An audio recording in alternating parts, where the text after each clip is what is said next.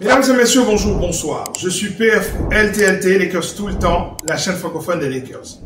Quel plaisir de vous retrouver aujourd'hui pour parler d'un nouveau match-up. Vous savez qu'on a déjà parlé d'un certain nombre de match-up, notamment les champions en titre d'OKC, l'équipe des Wolves qui nous ont éliminés l'année passée. On a fait également les Clippers qui sont dans une vraie galère. Et on a également fait les Rockets de Houston. Et aujourd'hui, en tout seigneur, tout honneur, nous allons bien sûr faire les Warriors de Golden State qui sont ni plus ni moins notre premier adversaire. Alors, cette émission, n'hésitez pas à y revenir au moment de préparer le premier match de la saison, parce que moi aussi je vais le faire, je vais revenir sur cette émission pour reprendre les différents match-ups. Nous parlerons bien sûr dans cette émission de mini-ball, mais nous parlerons également de greatness, puisque cette confrontation, c'est tout simplement l'une des rencontres entre deux des meilleurs joueurs de l'histoire de la NBA et certainement les deux meilleurs joueurs de cette génération. LeBron James, qui pour moi est le meilleur joueur de cette génération, et le deuxième, ce n'est autre que Steph Curry. Eh bien, nous allons parler de ce match-up entre les Los Angeles Lakers et les Warriors de Golden State. L'année passée, on a eu pas mal de spectacles entre ces deux équipes. Eh bien, on va décortiquer tout ça. Vous allez voir qu'au niveau des match-ups, cette année, les Lakers sont mieux préparés. Lakers tout le temps, c'est tout de suite. Step 1, wake up early, gonna rise with the sun. Step 2, get some good, some food in you. Step 3, think real hard about what you wanna be. Step 4, everybody just do your thing. Wake up, today's gonna be a good day. Wake up, today's gonna be a good day. Wake up, today's gonna be a good day. Wake up, today's gonna be a good day.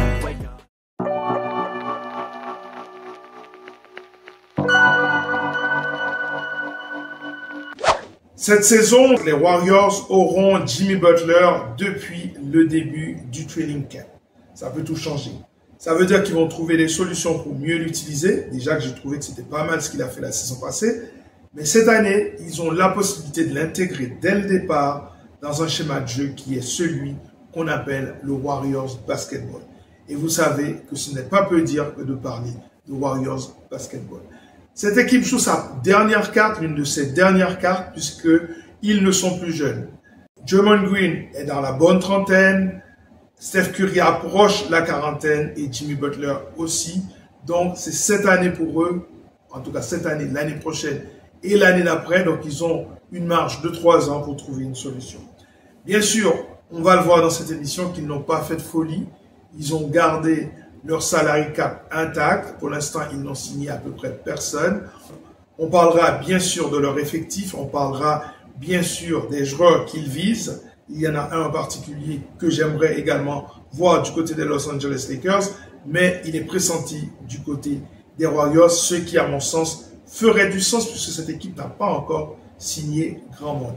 Au contraire, ils ont perdu quelqu'un. On en parlera plus loin dans cette vidéo. Mais en tout cas, au niveau des tendances, la tendance est à la prudence pour cette équipe des Warriors qui, a peur de ce fameux deuxième éperon et donc ils essayent de sortir de ce carcan, de cette contrainte qu'impose la NBA par rapport à la question du salary cap. Ça nous ramène à une histoire qu'on connaît bien, celle de nos voisins des Los Angeles Clippers. Donc les Warriors font attention et on sent cette prudence se manifester puisque cette intersaison, on va le voir, ils n'ont pas fait beaucoup de folie.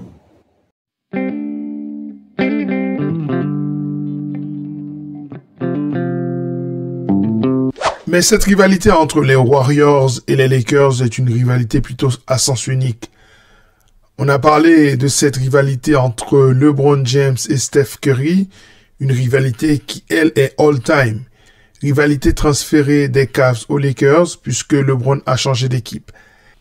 Les deux équipes cumulent plusieurs titres. Les Lakers mènent d'ailleurs dans la série de la saison régulière 265 victoires contre 177 défaites.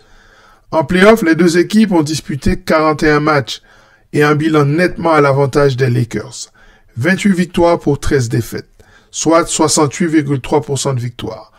Ce sont d'ailleurs les San Francisco Warriors qui frappent les premiers avec un coup de balai infligé aux Lakers en 1967, avant de perdre en finale face à Philadelphie en 6 matchs. Les Lakers vont prendre leur revanche l'année suivante sur le score de 4 victoires à 0, avant de perdre en finale eux aussi face aux Celtics en 6 matchs. En 1969, les Lakers gagnent en 6 matchs et perdent en finale face aux Celtics en 7 rencontres. En 1973, les Lakers s'imposent face aux Warriors en 5 matchs, avant de perdre en 5 matchs aussi face aux Knicks de New York en finale. En 1977, les Lakers gagnent dans une série épique en 7 matchs face aux Warriors, avant d'être sweepés au tour suivant face aux Blazers, les futurs vainqueurs. En 1987, soit 10 ans après, les Lakers s'imposent encore face à leur victime préférée, et cette fois en 5 matchs, avant d'aller jusqu'au bout, battre les Celtics en finale NBA en 6 rencontres. En 1991, les Lakers gagnent à nouveau face aux Warriors en 5 matchs avant de perdre en finale face aux Bulls de Chicago d'un certain Michael Jordan. Puis, c'est le silence pendant 32 ans. Les équipes se sont évitées. Jusque la série de 2023 où les Lakers de Darvin Ham vont battre les Warriors en 6 matchs. Ainsi, dans leur histoire, les Warriors n'ont gagné qu'une seule série face aux Lakers en play-off, ce qui est de très bon augure pour nous, cette saison et les saisons à venir. Donc, on va parler maintenant des confrontations. Il faut en parler puisque la saison passée, ces deux équipes se sont opposées, des batailles absolument épiques.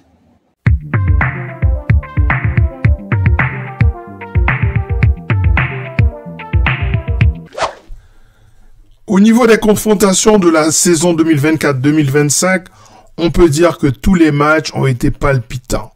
Mais les Lakers ont dominé les Warriors dans toutes les configurations possibles, sans AD, sans Luka, avec Butler, sans Butler. Le premier match est celui de Noël et cette bataille épique entre Curry et LeBron. LeBron va terminer avec 31 points, 4 rebonds, 10 passes décisives, 2 interceptions et 1 contre. Curry terminera avec 38 points et 6 passes décisives. Bataille ponctuée par un panier légendaire d'Austin Reeves sur un lay-up pour donner la victoire aux siens. Reeves qui va tout simplement enregistrer un monstrueux triple-double, 26 points, 10 rebonds, 10 passes décisives, une interception et surtout le panier de la gagne. Reeves qui fait souvent de grands matchs face aux Warriors. Souvenez-vous des playoffs 2023. Les Lakers ont donc pris celui-là sur le parquet des Warriors. Score final 115-113. L'une des meilleures victoires de la saison, sans AD qui n'a joué que 7 minutes avant de sortir suite à une entorse à la cheville gauche. Pour le deuxième match, un mois plus tard, le 25 janvier 2025, eh bien le duo AD-LeBron était trop fort pour les Warriors sur leur parquet. AD terminera avec 36 points, 13 rebonds, 3 interceptions et 1 contre. LeBron aura son double-double également, avec 25 points et 12 rebonds. Les Lakers l'emportent 118-108. Le match 3, le 6 février, aura lieu sans AD, mais aussi sans Luka, qui est encore en tenue de ville. LeBron va s'occuper de tout dans cette victoire à domicile, 120-112. En effet, le King va enregistrer 42 points, 17 rebonds, 8 passes décisives, une interception et 1 contre. Waouh! Une performance monumentale.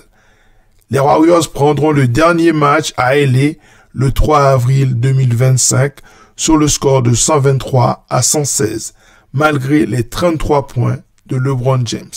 Curry inscrira 37 points pour l'occasion.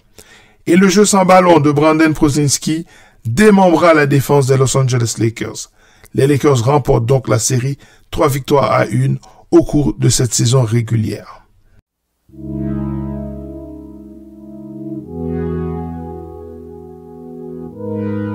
Si vous êtes assidu sur cette chaîne Lakers tout le temps, la chaîne francophone des Lakers, vous connaissez tous les mouvements effectués pendant cet été par Rob Pelinka pour apporter de la taille aux Lakers, de la défense, de la jeunesse, en draftant notamment Abou Thiero.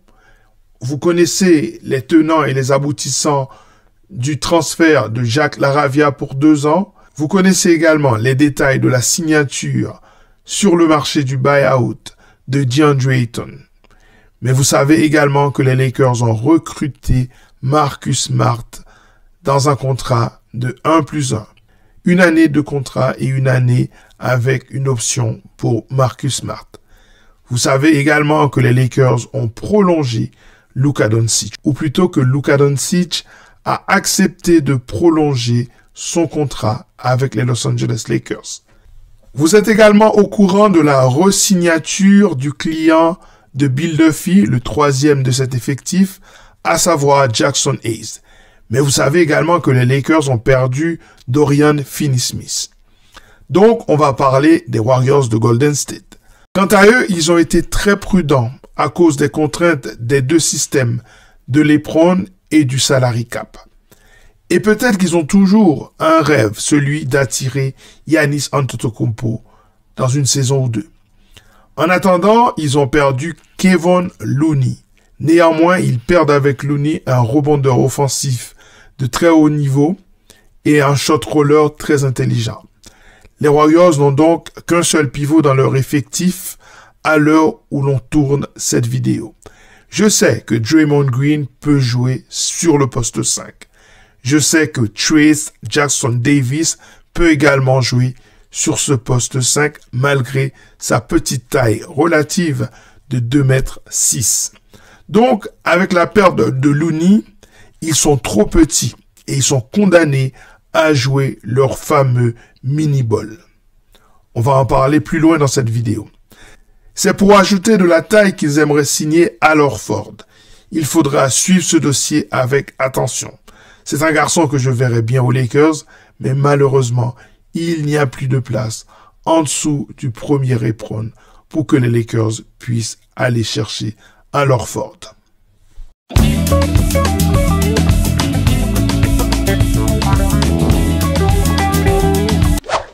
Il faut donc contrer le mini-ball des Warriors avec leurs trois arrières. Parfois c'est Steph, Buddy Hield ou Podziemski, ou même Moody, et l'année passée ils avaient Payton. Et Butler en poste 4 et Green en poste 5. Green étant le point forward de génie qui opère en pin-down et en dribble hand-off ou alors même dans le shot roll. La saison passée, lors du dernier match entre les deux équipes, ce mini-ball a donné beaucoup de problèmes aux Lakers. JJ Redick a eu du mal à s'ajuster et à trouver des solutions contre ce système. Cette saison avec Smart, il peut le contrecarrer tout en restant grand avec Ayton en 5 et peut également rester solide au rebond. La vivacité d'Ayton peut constituer un problème pour les intérieurs des Warriors, que ce soit Quentin Post ou alors Draymond Green. Attention néanmoins aux actes d'intimidation de Green sur Ayton. Et c'est là que Marcus Smart peut jouer un rôle clé de mentor pour Ayton. Lorsque vous avez Marcus Smart dans votre équipe, c'est difficile de vous laisser intimider.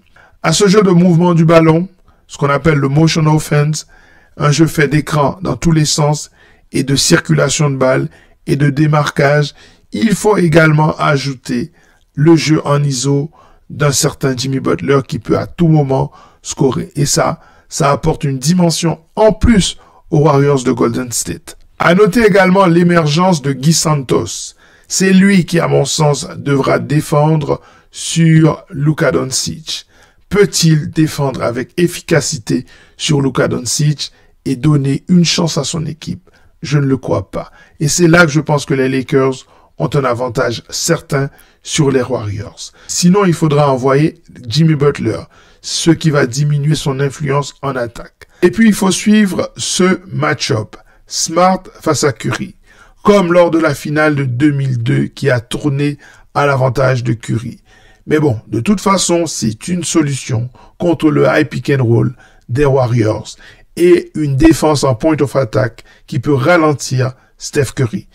Et puis, il reste le cas Jonathan Kuminga. Où en est-on avec son dossier? On sait qu'il ne sera pas échangé contre Josh Giddey.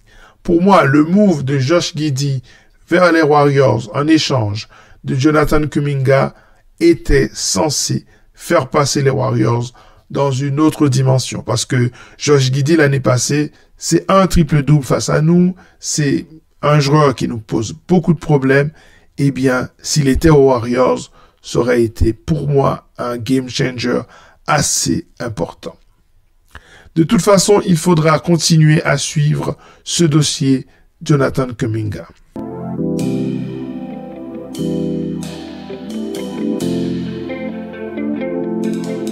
Comme je l'ai déjà dit, on sera très vite fixé quant à la forme de ces deux équipes et des match-ups entre elles. Car l'ouverture de la saison se fera avec ces deux équipes le 21 octobre prochain. Eh bien, il faut absolument que les Lakers gagnent ce match qui se jouera du côté du Crypto.com Arena. D'ailleurs, je pense qu'ils gagneront ce match. Ce sera le premier match de Luka Doncic à domicile après sa prolongation de contrat. Et comme le Luka là, il est en forme, je pense que ce match, on va le prendre. Le deuxième aura lieu le 8 février 2026. Les Lakers auront pour ce match un double avantage. Ce sera le deuxième match à domicile face aux Warriors et en plus, les Lakers seront dans une série de 8 matchs de suite à domicile, donc sans aucun voyage, ce qui peut faire une grande différence. Donc pour moi, lors des 2 prochains matchs, les Lakers devraient l'emporter et mener 2-0 au cours de la saison régulière. Et puis viendra le troisième match, le troisième et dernier match, puisque les deux équipes ne jouent que 3 fois cette saison. Eh bien, ce troisième match aura lieu le 28 février 2026 au Chase Center. Et là, je pense que les Warriors auront l'avantage. Et donc, possibilité pour les Los Angeles Lakers de remporter la série face aux Warriors la saison prochaine.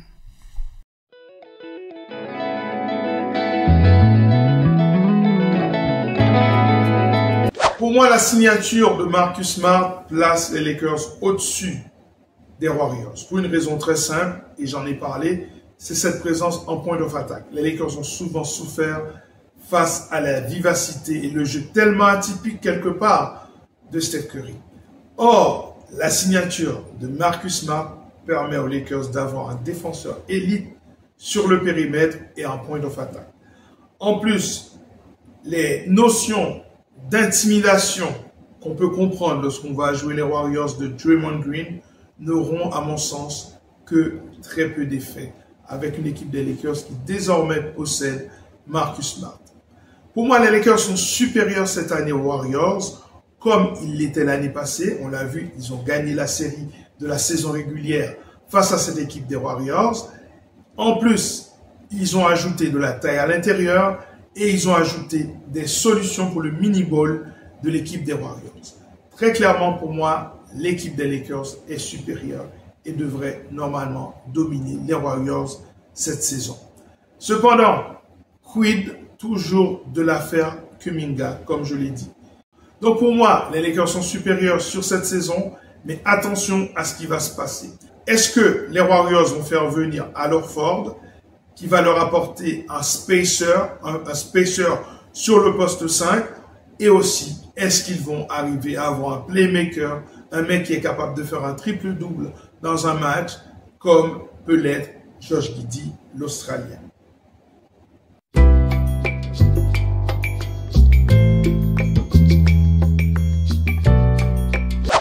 Voilà donc, c'en est terminé pour cette émission consacrée à cette analyse.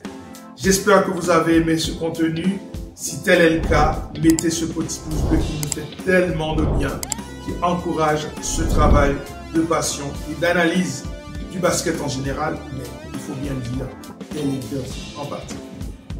Dites-moi en commentaire ce que vous pensez de ces match-ups et de la possibilité encore cette année pour les Lakers de dominer les Warriors. Et enfin, n'oubliez pas de partager cette vidéo. C'est très important de me faire connaître d'autres gens, d'autres personnes qui s'intéressent au basket, qui s'intéressent à l'analyse, qui s'intéressent aux Lakers ou même qui sont des ennemis de Lakers. Ils apprendront à mieux nous connaître. Voilà, je vous laisse. Avant de faire la prochaine vidéo, je ne fais pas de spoiler. La prochaine vidéo sera très intéressante aussi. Prenez soin de vous. À très bientôt. Ciao.